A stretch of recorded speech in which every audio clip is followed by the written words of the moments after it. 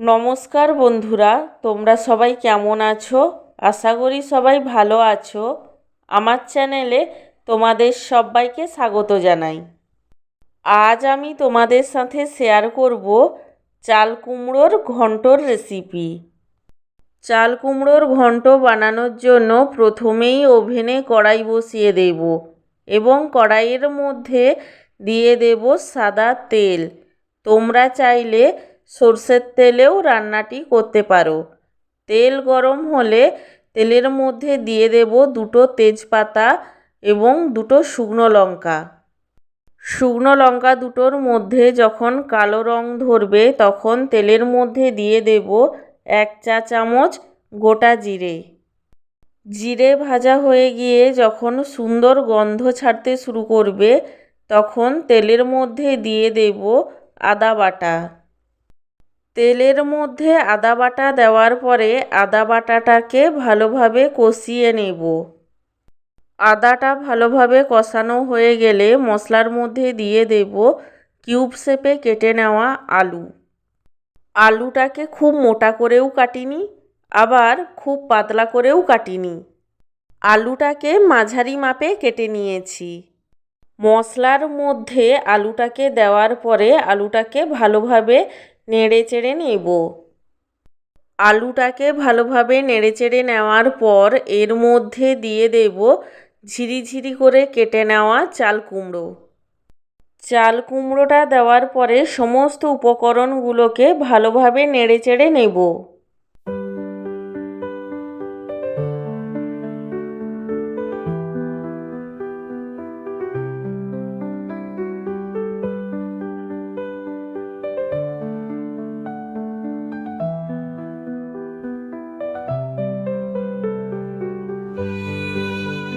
সমস্ত উপকরণগুলোকে ভালোভাবে নেড়েচেড়ে নেওয়ার পর এর মধ্যে দিয়ে দেব স্বাদ অনুযায়ী নুন।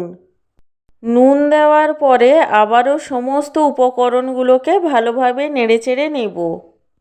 সমস্ত উপকরণগুলো ভালোভাবে নাড়াচাড়া করা হয়ে গেলে এর মধ্যে দিয়ে দেব হলুদ গুঁড়ো। আর হ্যাঁ, এর মধ্যে নুন দেওয়ার ফলে চাল কুমড়ো থেকে জল বের হবে, এতে ঘাবড়ানোর কোনো দরকার নেই। এই জলেই চাল কুমড়ো এবং আলু 50% সেদ্ধ হয়ে যাবে। হলুদ গুঁড়ো দেওয়ার পরে আবারও সমস্ত উপকরণগুলোকে ভালোভাবে নেড়েচেড়ে নেব।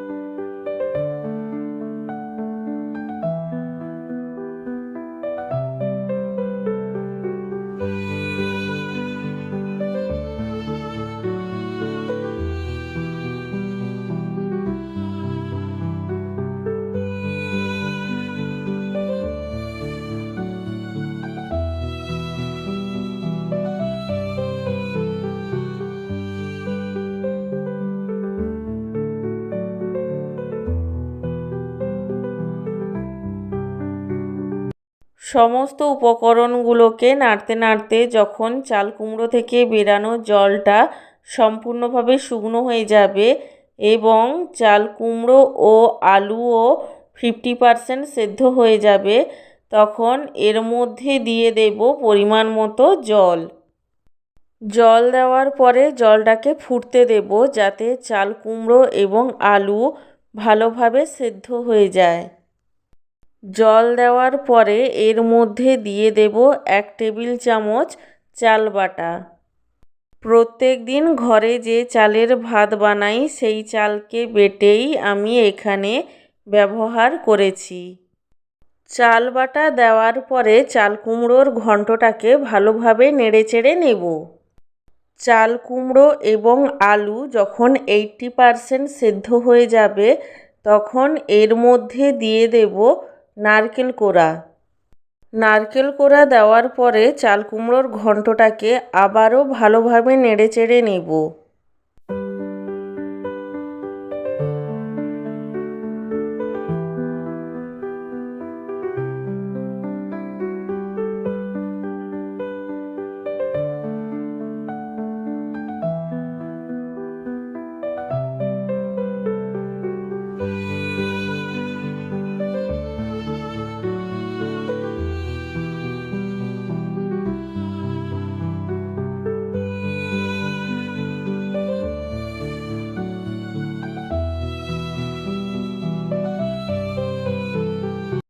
চাল কুমড়োর ঘন্টতে ব্যবহার করা জলটা যখন প্রায় শুকনো হয়ে আসবে এবং চাল কুমড়ো ও আলুও ভালোভাবে সেদ্ধ হয়ে যাবে, তখন এর মধ্যে দিয়ে দেব চিনি।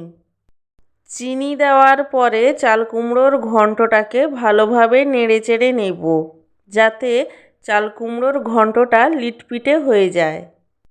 চাল কুমড়োর ঘন্টটা যখন লিটপিটে হয়ে যাবে এবং চাল কুমড়োর ঘন্টতে ব্যবহার করা জলটাও সম্পূর্ণভাবে শুকনো হয়ে যাবে, তখন চাল কুমড়োর ঘন্টটাকে নামিয়ে নেব। চাল কুমড়োর ঘন্টটাকে নামিয়ে নেওয়ার পর গরম ভাতের সাথে পরিবেশন করব। নিরামিষের দিনে তোমরাও এইভাবে চাল কুমড়োর ঘন্ট বানিয়ে খেয়ে দেখতে পারো, আশা করি ভালোই লাগবে। ভালো লাগলে আমার চ্যানেলটিকে সাবস্ক্রাইব করে পাশে থেকো এবং লাইক কমেন্ট শেয়ার করতে একদমই ভুলো না। আর ভিডিওটি দেখার জন্য তোমাদের সবাইকে জানাই আমার তরফ থেকে অসংখ্য ধন্যবাদ।